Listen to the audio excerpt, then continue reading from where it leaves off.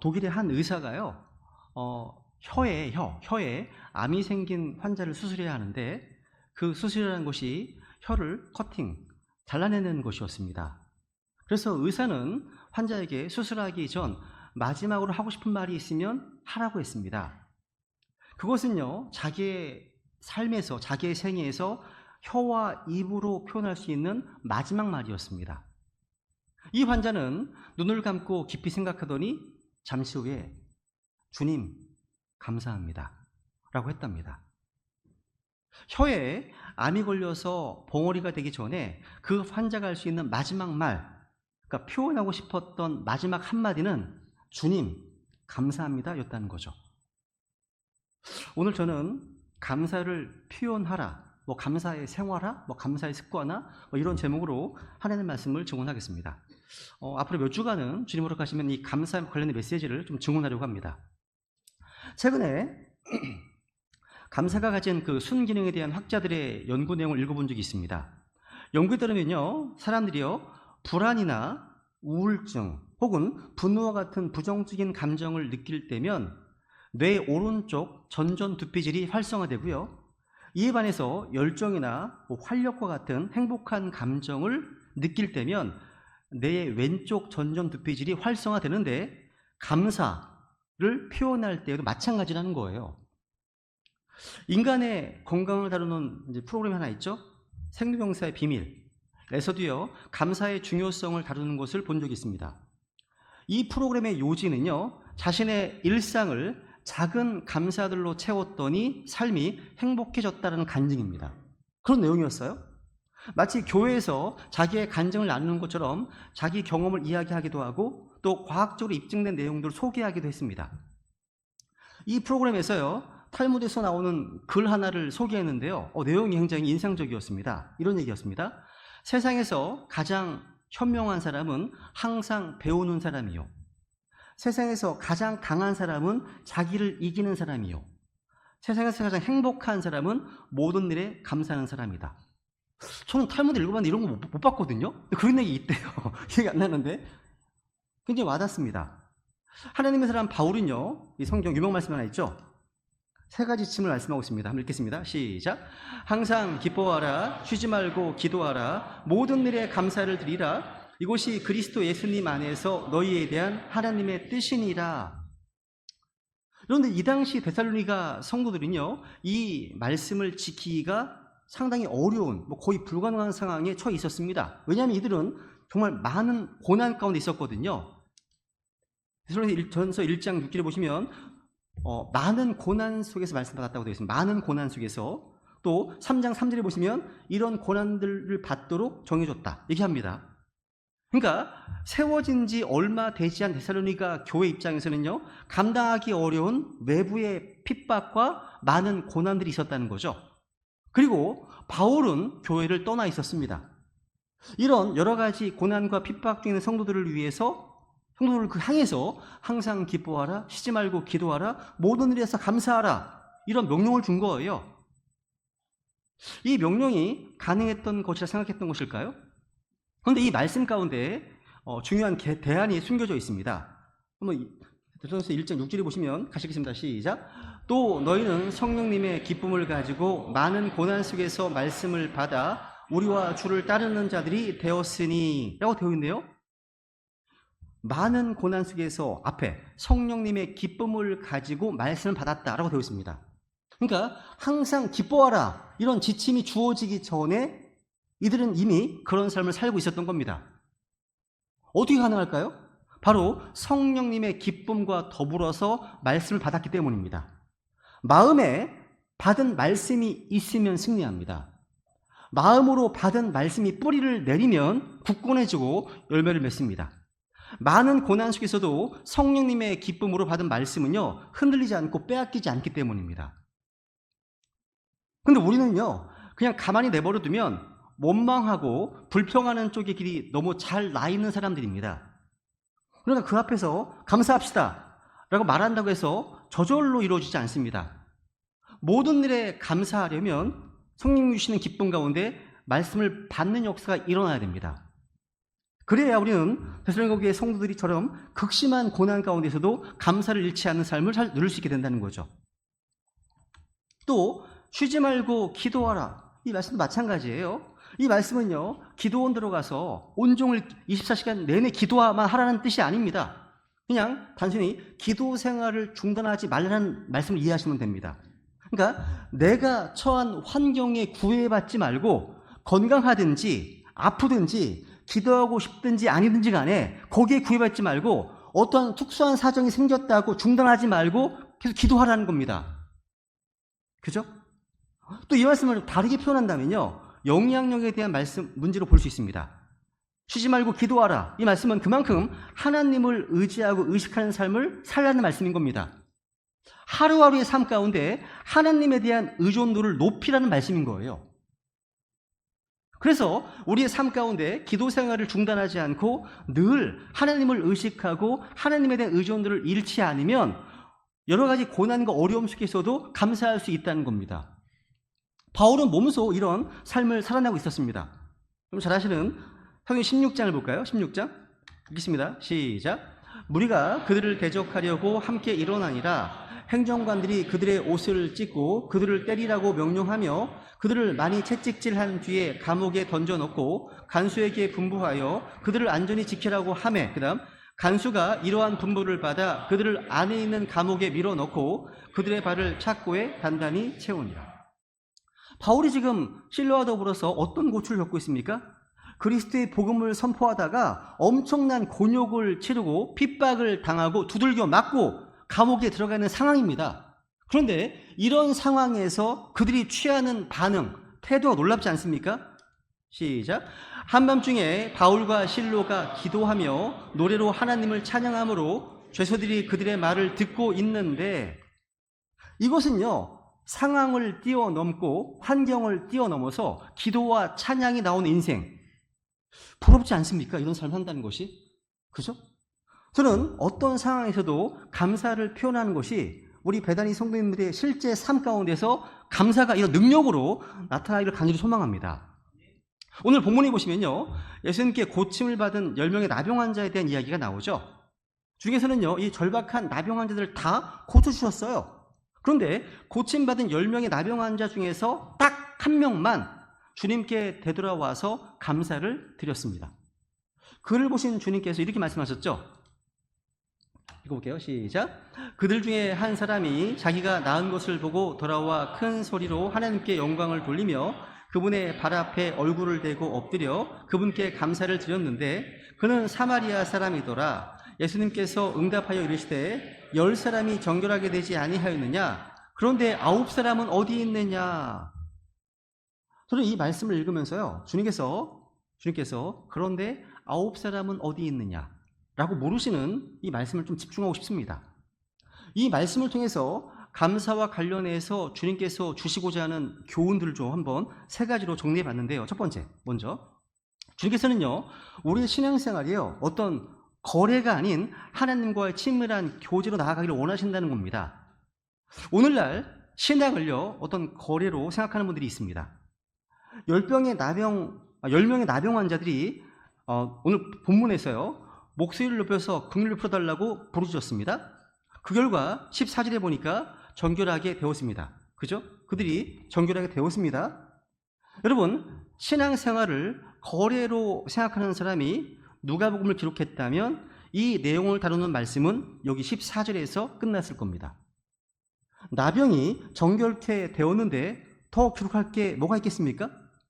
그런데 성경은 여기서 끝나지 않았습니다. 그래도 17절에 보니까 예수님께서 문제를 제기하시는 것까지 기록하고 있습니다. 이거 뭘 교훈하는 걸까요? 우리의 신앙생활이라는 것은요, 마치 10명의 나병 환자가 정결케 되어서 고침을 받고 끝나는 거리관계가 아님을 가르쳐 주시는 겁니다. 주님께서는요, 자신에게로 와서 감사를 드리면서 주님께 영광을 돌리고 교제하기 원하시는 겁니다. 사도 요한도 이렇게 증언했죠. 읽어볼까요? 시작. 우리가 보고 들은 그것을 너희에게 밝히 드러내문 너희도 우리와 교제하게 하려 함이니 참으로 우리의 교제는 아버지와 함께하는 것이며 그분의 아들 예수 그리스도와 함께하는 것이니라. 그러니까 우리의 신앙생활은요, 누군가 아파요, 병들었습니다. 그래서 기도했더니 그래서 하나님이 고쳐주셨습니다. 여기서 끝나는 거리관계가 아니라는 거죠. 신앙생활은요, 하나님과의 친밀한 교제의 관계, 사귐의 관계로 나아가야 되겠죠. 하나님은 그 교제를 나누기 원하십니다. 우리의 교제는 아버지와 함께하는 것이고요, 그보다 예수 그리스도와 함께하는 것을 주목해 보시기 바랍니다. 우리가 주님을 필요로 하듯이 주님은요, 우리를 친구로 부르시고 우리와 친밀한 교제를 원하신다는 사실을 우리는 감사하고 찬양해야 됩니다. 여러분, 이 교제의 근거는요, 우리가 빛 가운데 걷는 겁니다. 주의 말씀은 우리의 발의 등이요 빛입니다. 그렇다면 하나님의 말씀대로 사는 것이 주님과의 사귐의 근거가 되겠죠. 7절 시작. 그러나 그분께서 빛 가운데 계신 것 같이 만약 우리가 빛 가운데서 걸으면 우리가 서로 교제하고 또 그분의 아들 예수 그리스도의 피가 모든 죄에서 우리를 깨끗하게 하시느니라. 우리의 사귐은요, 예수 그리스도의 피가 근거가 됩니다. 우리가 주님 앞에 나아갈 수 있는 유일한 근거 역시 우리의 어떤 선행이나 공로가 아닌 예수 그리스도의 피입니다. 하나님과의 친밀한 관계, 이것이 우리의 신앙생활의 핵심이에요. 핵심입니다. 주님과의 교제가 없는 영적 생활 존재할 수 없습니다. 이것이 우리 영적 생활의 핵심이기 때문이에요. 하나님과의 바른 관계성을 맺고 사귐을 갖는 것은요, 이건 아무런 지나치지 않습니다. 주님께서는요, 우리와 교제하기 원하십니다. 고린도전서 1장 9절에 보시면요, 너희를 부르사 자신의 아들 예수 그리스도 우리 주와 교제하게 하신 하나님은 신실하시도다 말씀하십니다.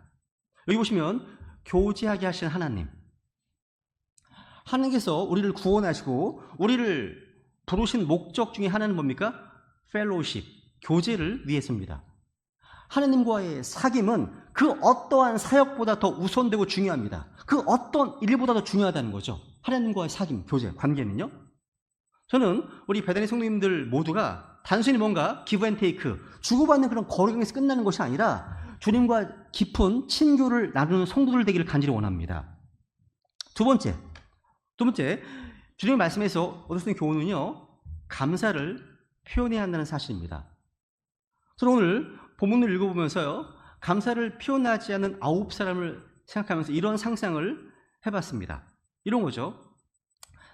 이들이 9명의 나병 환자, 이들이요, 예수님을 찾아가지 않았을 뿐이지 그들도 마음으로 고마워했는지 어떻게 알아? 혹시 그들이 MBTI로 I야, 너무 내성적인 성격이어서 너무 쑥스러워, 그래서 감사를 표현하지 못했을 수도 있지 않습니까? 이런 상상을 하면서 본문을 읽어보니까 이 말씀을 통해서 감사가 가진 중요한 포인트를 발견하게 됩니다. 이게 무슨 말이냐면, 만약 감사를 마음으로만 해도 된다고 한다면 예수님을 찾아와 감사를 표현했던 한 명의 나병 환자 있었죠? 나병 환자에게 주님께서 이렇게 말씀하셨을 겁니다. 예수님께서 이르시되 뭐하러 왔느냐? 야, 공연한 짓을 했도다. 나머지 9처럼 마음으로만 감사하면 되느니라. 지금 제가 헛소리 하는 겁니다. 지금 하는 겁니다. 지금 주님께서 알았습니다. 기모하지 마세요. 그런데 저의 이런 상상과는 달리 본문에 보니까 주님께서는요, 나머지 9사람은 어디 가느냐고 이렇게 말씀하시네요. 다시 보세요. 17절. 예수님께서 응답하여 이르시되 10사람이 정결하게 되지 아니하였느냐? 그런데 9사람은 어디 있느냐? 그러니까 뭐예요? 마음으로 감사를 했는지 여부는 중요하지 않고 감사는 표현하는 것까지 이루어져야 완성되는 것이구나, 이런 말입니다. 이 부분 우리 대부분 놓치고 계시지 않으십니까? 부부간에, 또 부모님에게, 아니면 자녀들에게, 아니면 선생님들에게, 또 친구에게, 어느 고마운 분에게 우리는 마음으로만이 아니라 실제 입술로 표현하는 것까지 가야 이게 진짜 감사가 된다는 거예요. 미국의 노스캐롤라이나 대학교 연구진이요, 65쌍의 부부를 이제 두 그룹으로 나누어서요, 관찰하는 실험을 했습니다. 아주 작고 사소한 것에도 감사 표현을 잘하는 부부하고요, 그렇지 않은 부부를 대상으로 조사를 했는데, 작은 일에도 배우자에게 고마움을 잘 표현하는 부부가 그렇지 않은 부부보다 행복한 마음이 생길 확률이 무려 10배가 높다고 합니다. 10배, 10배, 1000%. 잠언 18장 21절 읽어볼까요? 시작. 사망과 생명이 혀의 권능 안에 있나니 혀를 사랑하는 자들은 그곳의 열매를 먹으리라. 혀를 사랑하는 자는요, 그 결과물인 혀의 열매를 먹는다고 한다면 여러분 지금 어떤 열매를 먹고 계십니까? 여러분, 감사는요, 표현해야 됩니다. 감사를 계속 표현해 보십시오. 놀라운 결과가 나타날 겁니다. 부부간에 또 부모와 자녀에 한번 실험해 보세요. 감사와 관련된 무수한 간증들이 많이 있더라고요. 책에 되게 많습니다.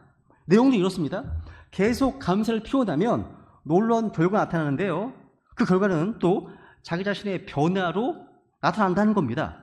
아내에게 계속 감사를 표현했더니 아내의 기분이 좋아지기도 했지만 아내를 바라보는 나의 태도가 달라졌다는 것을 간증합니다.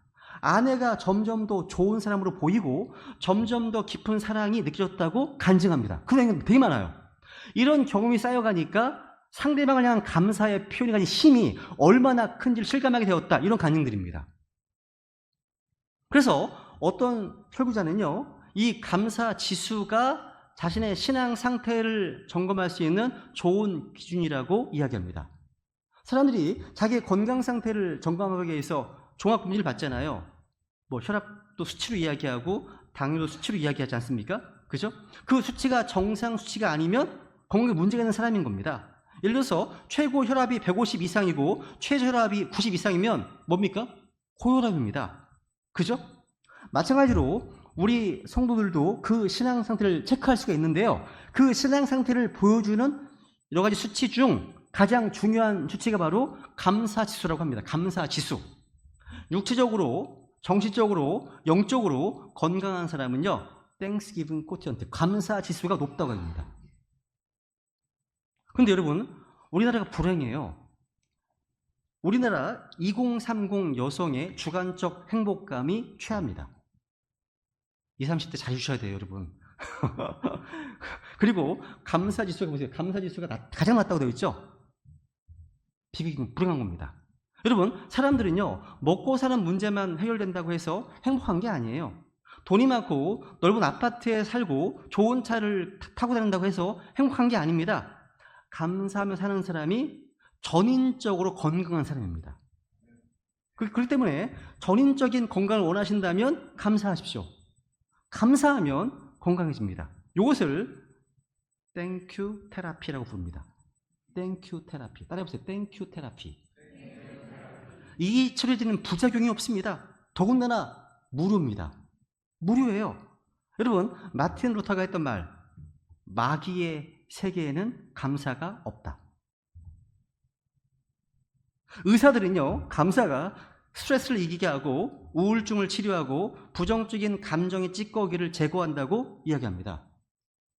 어떤 목회자는요, 감사가 최고의 항암제이고 해독제이고 방부제라고 얘기했습니다.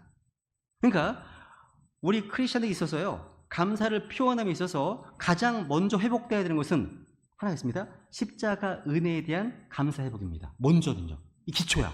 보세요 한번. 읽어볼까요? 시작. 우리가 아직 힘이 없었을 때 그리스도께서 정해진 시기에 하나님의 뜻대로 살지 않는 자들을 위해 죽으셨느니라. 우리가 아직 죄인이었을 때 그리스도께서 우리를 위해 죽으심으로써 하나님께서 우리를 향한 자신의 사랑을 당당히 제시하시느니라. 그러니까 여러분, 이 십자가 사랑에 대한 감사와 감격이 먼저 회복되면 나머지는 따라오게 되어 있습니다. 그러니까 하나님을 향한 감사, 나를 구원해 주신 그 은혜에 대한 감사와 기쁨은 놀라운 역사를 만들어냅니다. 이것이 감사의 기초가 됩니다. 그 기초 위에서 계속 감사를 표현하십시오. 더해가시라는 거예요. 계속해서 감사 노트에 감사를 기록하시면서 감사를 생활을 하시기 바랍니다. 그리고 세 번째로 주님 하신 말씀, 여기서 교훈이 더 있는데요, 감사는요 더 큰 감사를 불러온다는 사실입니다. 이런 말을 들어본 적이 있으십니까? 감사에는 문이 있어서 감사하면 문이 열리고 길이 열린다, 이런 말이 있습니다. 굉장히 좋은 말 중 하나입니다. 본문이 이 이야기를 하고 있습니다.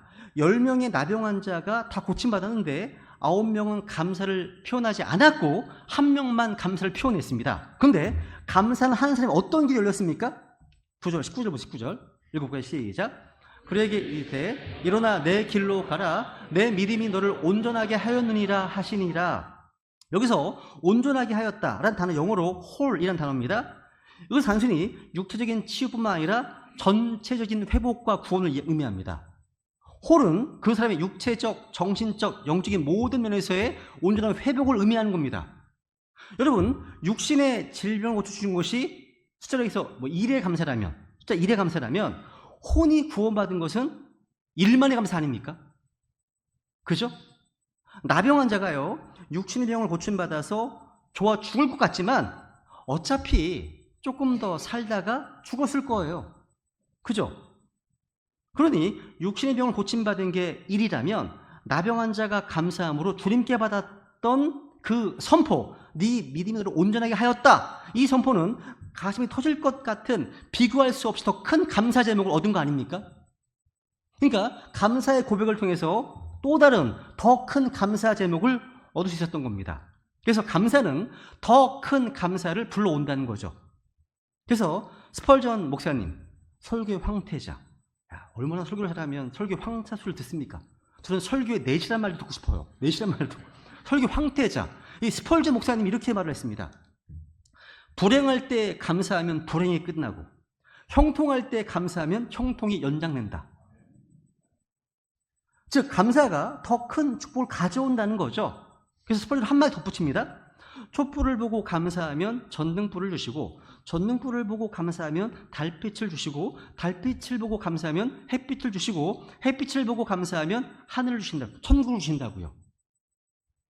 그러니까 여러분, 우리에게서요 감사의 폭을 넓히는 게 정말 중요합니다. 근데 우리 좋은 찬송이 하나 있습니다. 이따 부른 찬송인데요. 찬송가 397장입니다. 세상 모든 풍파를 흔들어 약한 마음 낙심하게 될 때 내려주신 주의 복을 세우라. 주의 크신 복을 내가 알리라. 가사에만 보세요. 지금 어떤 상황이죠? 상상해 보시라는 거죠. 세상 풍파에 시달려서 낙심하고 있어요. 갑자기 남편은 실직을 당합니다. 아내는 암 선고를 듣게 되었습니다. 그리고 자녀들은 계속해서 문제를 일으킵니다. 어떻게 됩니까? 세상 풍파가 막 흔들어냅니다. 나를요. 우리의 본능은 이럴 때 낙심하게 됩니다. 그로 인해서 원망과 불평을 쏟아놓겠습니다. 쏟아놓을 겁니다. 그런데 의지적으로 그동안 주신 복을 세어보라는 거죠. 내가 얼마나 많은 복을 누렸는지 말입니다. 2절 갔을 때 마찬가지예요. 세상 근심 걱정들을 누르고 십자가를 등에 지고 나아갈 때 주가 내게 주신 복을 세워라. 두려움 없이 항상 찬송하리라.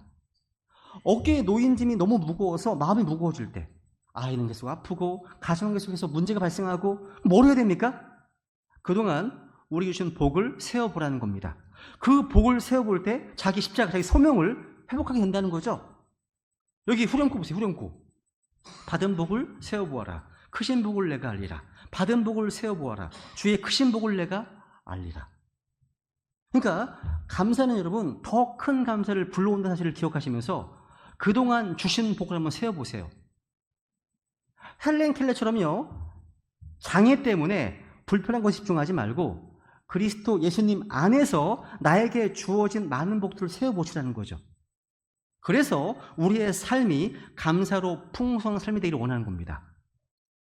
여러분, 삶을 바라보는 시각에는 두 가지가 있다고 해요. 하나는 내가 처한 환경과 우리를 둘러싼 상황을 통해서 나의 삶을 바라보는 시각이 있습니다. 우리가 처한 상황이 좋지 않으면 그때 우리는 답답하고요, 낙심하게 됩니다. 이것은 믿음의 관점이 아니죠. 구약성에 보시면 이스라엘 백성들이요, 이런 관점에 있었기 때문에 항상 불평 제조업자의 삶을 살았음을 보게 됩니다. 그런데 여러분, 우리는요 그리스도 예수님 안에서 자기의 삶을 바라보면 다릅니다. 여러분, 그리스도 예수님 안에서 자기의 삶을 바라보십니까? 신약성경에서 가장 많이 나오는 단어가 전치사 in입니다. in, 안에라는 단어입니다. 너무나 많이 나옵니다. 그리스도 예수님, 따라해보세요. 그리스도 예수님 안에서. 바울이 이 표현을 자주 하는 이유가 뭡니까? 자신이 그리스도 예수님 안에서 구원받아서 새로운 창조물이 된 존재이기 때문입니다. 그죠? 읽어볼까요? 시작.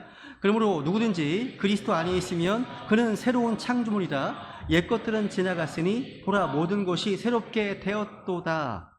어디서요? 그리스도 예수님 안에서. 안에 있으면. 그죠? 그러니까 하나님께서요, 죄인된 자신을 그리스도 예수님 안에서 받아주심을 체험했습니다. 그리스도 예수님 안에서 하나님의 사랑을 깨달았습니다. 또 새로운 삶의 목표를 발견했습니다. 그리스도 예수님 안에서 썩지 않고 더럽지 않고 쇠하지 아니하는, 사라지지 아니하는 놀라운 상속 유업을 우리에게 예약되어 있습니다. 그것이요. 그러니까 우리의 상황 관계가 달라질 수 있습니다. 내 주변의 사람들도 달라질 수 있습니다. 근데 그 모든 것이 변하더라도요, 변하지 않는 것, 뭐예요? 그리스도 예수님 안에 있다는 우리의 놀라운 신분입니다. 이것이 모든 감사의 기본이고 시작입니다. 그래서 이런 의미에서요, 저는 감사 관련해서 우리 베드레 성도님들 모두에게 두 가지 실천 사항을 좀 제안하고 싶습니다. 두 가지입니다. 먼저, 감사를 결단하십시오. 따라해보세요. 감사를 결단하자. 아까 베드로전서 5장에 보니까요, 이 말씀, 항상 기뻐하라, 쉬지 말고 기도하라, 모든 일에 감사를 드리라. 이 말씀은요, 설득이 아니라 하나님의 명령입니다. 이 말씀대로요, 감사해야 될 이유를 따지고 분석하는 것도 필요할 수 있습니다. 때로는요, 군인이 명령에 순종하듯 단순한 마음으로 감사의 삶을 결단해야 됩니다. 그러면 그 결단 속에 감사할 수 있는 힘과 능력이 생기는 것을 체험하게 됩니다. 그러니까 따지지 말고 감사해 보십시오. 감사하기로 결단해 보시라는 거죠. 순종함으로 이론이나 내 감정이나 내 논리를 뛰어넘는 감사의 삶을 살아보시라는 거죠. 한번 해보시라는 겁니다. 의지적으로 감사하기로 결단하는 행위, 그 속에 능력이 내포되어 있습니다. 제가 아이들에게 어렸을 때, 야, 이를 닦고 자 라고 말하면 우리 아이들이요, 왜 이를 닦아야 하는지, 이를 닦으면 무슨 유익이 있는지 그걸 생각하면서 고민할 필요가 없죠. 그냥 이를 닦고 자면 돼요. 이를 왜 닦아야 되는데요? 아침에 닦았는데 또 닦아야 됩니까? 무슨 말 하거든요? 닦아야지. 이렇게 묻는 아이들에게 과학적으로 설명하는 부분은 없습니다. 그냥 이렇게 얘기합니다. 이 닦고 빨리 자, 얼른. 이렇게 얘기합니다. 그죠? 마찬가지예요. 하나님의 말씀에 따지지 말고 감사해 보시라는 거죠. 감사 제목들을 찾아서 감사를 표현하기로 결단해 보십시오. 여러분, 성경에서요, 제가 예전에 그런 말씀 드린 적이 있어요. 감사에 대한 설교를 한번 했던 적이 있는데, 몇 번 있었는데요, 그 설교 가운데 이런 말씀을 드렸던 게 있어요. 성경에서 아담으로부터 시작해서 주님께 감사를 드린 사람들이 많이 나옵니다. 그 가운데 가장 먼저 주님께 감사를 드린 사람은 누구냐? 여쭤본 적 있죠, 그죠? 누굽니까? 6년 전 설교예요. 기억을 못 하신단 말입니까? 지난주 설교도 잃어버리셨는데, 다윗입니다. 다윗이에요. 그러니까 성경 기록상 말입니다. 그러니까 믿음의 사람 가운데 아벨, 셋, 노아, 아브라함, 이삭, 요셉, 야곱 많잖아요. 근데 이 누구도 주님께 감사를 드렸다는 기록이 없어요. 모세오경에 보시면 감사의 헌물, 감사의 희생물 이런 규례를 많이 나옵니다. 그런데 주님께 감사한 기록이 없습니다. 감사라는 단어가 주님께 드려져서 제일 처음 나온 곳이 바로 사무엘하 22장입니다. 22장입니다. 이거 기억하셔야 됩니다. 제가 언제 성경 퀴즈 낼 거거든요. 22장입니다. 50절 읽어볼까요? 시작. 그러므로 오 주여, 내가 이교도들 가운데서 주께 감사를 드리고 노래로 주의 이름을 찬양하리이다. 다윗이 내가 주께 감사를 드리고 라고 한 첫 번째 사람입니다. 성경 기록상. 다윗은요, 자신이 주님께 감사를 드릴 뿐만 아니라 역대상 16장 4절에 보시면 심지어 레위 사람들 가운데 몇 사람을 임명해서 주님께 감사하고 기념하게 했습니다. 얼마나 중요한 건지 이게. 그래서 역대기상 하를 보시면요, 다윗은 주님께 감사를 드리고 모든 사람에게 감사를 하도록 가르쳤음을 볼 수 있습니다. 특히 시편에 나오는 다윗은요, 말씀을 밤낮으로 묵상한 사람이었습니다. 주님께 감사한 사람이었습니다. 그죠? 다윗은요, 자신의 일생이 그 누구보다 고난과 고통 가운데 살았지만요, 주님께 감사와 찬양이 넘친 사람이었습니다. 이거 보세요. 내가 이교들 가운데 주께 감사를 드리고 I will give thanks. 감사를 드리고 말씀 주목해 보세요. 우리가 받은 모든 것은 다 주님께로부터 받은 겁니다. 사람이 주님께 뭔가를 들을 수 있다면 그 중에 가장 우리가 해야 되는 것이 뭡니까? 감사입니다. Give thanks. 감사를 드리는 거죠. 사람이 주님께 드린다고 표현하는 것 한 단어가 바로 감사일 거예요. 감사. 시편 34편 1절 한번 읽겠습니다.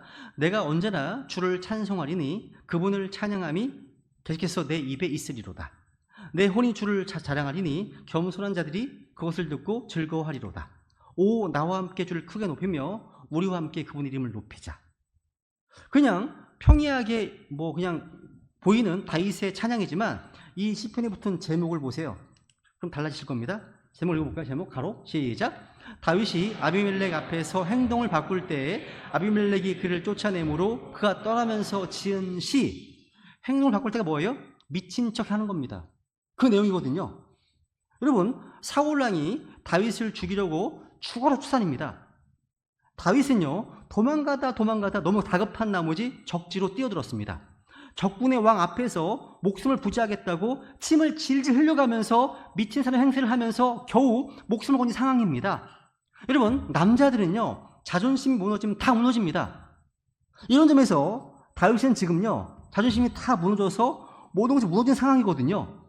아니, 구차하게 목숨 부지하겠다고 적 앞에서 침을 질질 흘리는 정말 수치스러운 일을 경험했습니다. 그런데 그런 순간에 어떻게 이런 감사와 찬양이 넘치는 시를 쓸 수 있었을까요? 1절에 답이 있습니다. 내가 언제나 주를 찬송하리니 그분을 찬양함이 계속해서 내 입에 있으리로다 라고 되어 있네요. 보세요. 여기 용어를 보시면요, I will bless the Lord 있죠? I will 이런 말 쓰고 있습니다.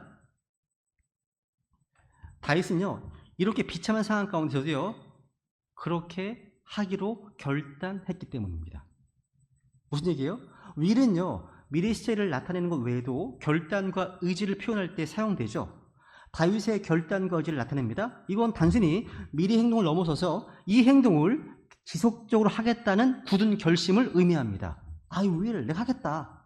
그러니까 어떤 상황에서도 감사와 찬양을 잃지 않겠다고 결단하고 선포했기 때문에 그렇게 수치스러운 자리에 빠져 죽고 싶은 상황에서도 감사할 수 있었던 겁니다. 감사 결정이 중요한 이유가 이거예요. 시편 84편 8절 시작. 우리가 중일토록 하나님을 자랑하며 주의 이름을 영원히 찬양하나이다 셀라. 우리도 어떤 상황에서도요, 하나님께 감사하고 찬양하겠노라 결단해 봅시다. 거기서 능력이 나타납니다. 다시 말씀드리지만 감사하기로 결단하십시오. 그럼 거기에 능력이 나타날 것입니다. 그냥 우리 해보시라는 거예요. 그죠? 두 번째, 하나 더. 두 번째 지침입니다. 감사 습관 만들기입니다. 감사는 결단만 한다고 되는 것이 아닙니다. 습관을 만들어야 됩니다. 여러분, 감사의 시편을 아십니까? 바로 시편 136편입니다. 미국에서는 해마다 땡스기빙 데이라고 하죠. 추수감사절이 되면 성경 신자들이 읽는 구절이 있습니다. 그게 바로 시편 136편입니다. 이 말씀을 낭독합니다. 근데 시편 136편을 보시면요, 1절부터 26절까지 계속 한 절에 한 번씩 감사라는 말이 반복되어 있음을 발견하게 됩니다. 감사하라, 감사하라, 감사하라. 그 내용이 정말 단순해요. 주님 선하시기 때문에, 해를 만드셨기 때문에, 이런 거예요, 다. 감사할 겁니다. 저는요, 이 시편을 기록한 기자가요, 감사가 습관화된, 감사가 생활화된 감사의 사람이라고 생각하게 되었습니다. 자, 이 시편 기자는요, 하나님의 선하심과 긍휼하심, 밑에 감사합니다. 한번 볼까요? 1절 시작. 오 주께 감사하라. 그분은 선하시며 그분의 긍휼은 영원하도다. 오 주께 감사하라. 이유가 뭐예요? 그분 선하시기 때문에, 긍휼이 영원하시기 때문입니다. 또 창조의 위대함으로 해서 감사합니다. 하나님을 구속하시고 인도하시고 돌보시고 먹이시는 그 내용을 조목조목 감사하고 있는 겁니다. 이 시편을 읽으면서 우리 스스로 비춰보시면 좋겠습니다. 나의 삶은 이 시편 기자처럼 감사가 넘치는 그런 삶을 살고 계십니까? 어떠십니까? 우리는 이 감사가 생활 방식이 될 때까지 몸부림쳐야 됩니다. 내 인생에서 감사의 길이 놓아질 때까지, 그 감사의 길이 만들어질 때까지 계속 그 길을 걸어야 되는 겁니다. 왠지 아십니까? 죄성을 가진 우리는요, 불평, 불만의 길을 너무 많이 만들기 때문입니다. 아무 생각 없이 자연스럽게 나오는 것이 불평이고 불만입니다. 하지만 이것은 하나님이 원하시는 생활 방식이 아닙니다. 우리가 구원받은 크리스찬이라면 반드시 감사의 길을 닦아야 됩니다. 그 길을 놓아야 됩니다. 습관적으로 이것을 만들어야 됩니다. 아까 하셨던 말씀 보세요. 항상 기뻐하라, 쉬지 말고 기도하라, 모든 감사를 드리라. 기뻐하라, 기도하라, 감사를 드리라. 영어로 보면 다 현재형입니다. 이것은 이례적인 권명이 아니라 지속적인 행동을 요구하는 거죠. 이거 크리스찬들이요, 일상생활 가운데 항상 기뻐하고 끊임없이 기도하고 모든 일에 감사를 살아야 한다는 강조하고 있습니다. 그러니까 양치질을 어제 했으니까 끝나는 게 아니에요. 매일매일 해야 되는 일입니다. 습관이 돼야 되는 거죠, 습관이. 그죠? 감사가 그렇습니다. 감사가요. 제가 보기에 우리나라는요, 온 나라가 불평, 불만의 길이 온 나라를 뒤덮고 있습니다. 너무 많습니다. 이럴 때 우리는 감사를 결단하고 감사기를 만들기 위해서 감사의 습관을 노력해야 됩니다. 그걸 습관화되기 위해서. 언젠가 제가 뉴스에서요, 여러분 버거킹 버거 좋아하시나요? 버거킹의 판매 전략을 이제 소개하는 걸 본 적이 있습니다. 버거킹 놀라운 판매 전략이 뭐냐면 한 달에 4,500원만 내면 한 달 내내 모닝커피를 마실 수 있게 하는 것이었습니다. 4,500원이면 스타벅스 커피 한 잔 값도 안 되는데 어떻게 한 잔 커피 값도 안 되는 가격에 한 달 내내 커피를 마실 수 있게 하는 판매 전략을 세웠을까요? 하루에 150원씩이에요. 여기는 중요한 의도가 숨어 있습니다. 고객의 입맛을 길들이겠다는 전략이에요. 한 달 내내 버거킹 커피만 마시는 거예요. 마시다 보면 그 커피 맛에 길들게 됩니다. 그죠? 버거킹 커피가 제일 맛있어진다는 거예요. 이런 면에서 보면 굉장히 차원 높은 판매 전략입니다. 여기는 중요한 원리 하나를 발견하게 됩니다. 우리는 불평, 불만에 맛이 들어있어요. 불평하는 거, 또 뒷담화를 까는 거, 이건 정말 잘 닦여 있어가지고 그냥 술술 나와. 술술 나옵니다. 그런데 누구를 칭찬하고 감사하는 것은 되게 어색해요. 잘 안 돼요. 그렇기 때문에 우리는 감사의 길을 만들어야 됩니다. 한 달 내내 버거킹 커피를 마시게 해서 그 커피 맛에 길들이게 하는 전략을 구사하는 것처럼 감사가 내 삶의 라이프 스타일, 생활 방식이 될 때까지 포기하지 말고 감사를 추구해야 한다는 거죠. 감사를 표현해야 한다는 거죠. 여러분, 그러면 놀라운 기적이 일어날 겁니다. 진정으로요. 감사는 기적입니다. 우리 이 시간 우리의 가정과 삶이 죽은 고목과 같을지라도요, 이 감사로 인해서 새로운 꽃이 피는 놀라운 역사가 시작되려 믿고 감사를 표현하고 또 감사를 기록하고 감사를 선언하겠다고 결단하십시오. 그렇게 감사를 습관화하며 감사의 말을 만들어가겠다고 결단하시면서 이 시간 주님께 은혜를 구하는 시간 갖겠습니다. 기도하시겠습니다.